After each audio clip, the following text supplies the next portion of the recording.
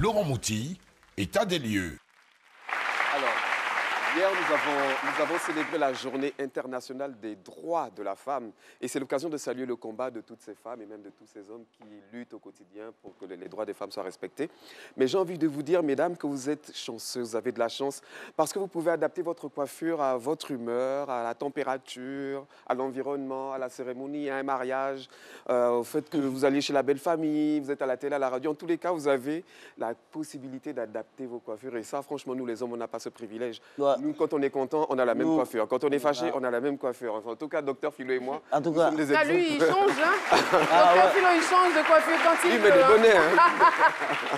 et je vous conseillerais, quand vous faites l'état de vos lieux, de parler de vous. Hein. Non, non, non. Je parle aussi du docteur Philo. Qu'à cela ne tienne, le cheveu est devenu un véritable business en Afrique. Ouais. Qu'il soit d'origine humaine, naturelle, synthétique, il y en a pour tous les goûts, pour toutes les bourses et pour toutes les couleurs. Entre tissage, mèches, perruques et extensions, les femmes africaines dépensent chaque année, tenez-vous bien, 4 000 milliards de francs CFA. Chaque année, les femmes africaines. 4 000 milliards, c'est plus que le budget du Togo, qui a 3 000 et quelques milliards. C'est 3 fois le budget de la République centrafricaine. Donc, si les femmes africaines sont trop fâchées, là, elles peuvent financer le développement de la République centrafricaine. Franchement, ça...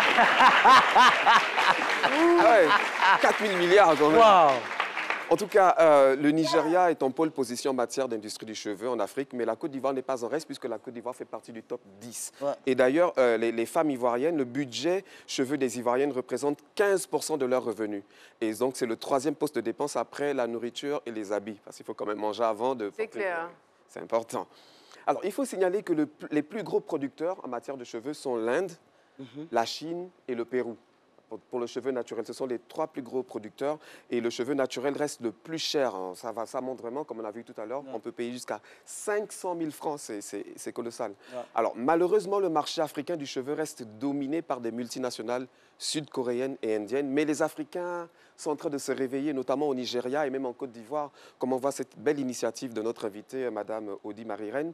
Et le secteur reste malheureusement encore trop informel. Et donc, c'est très bien qu'il y ait ce genre d'initiative qui permettent d'apporter de l'expérience et de la formation aux personnes qui sont intéressées par ce domaine.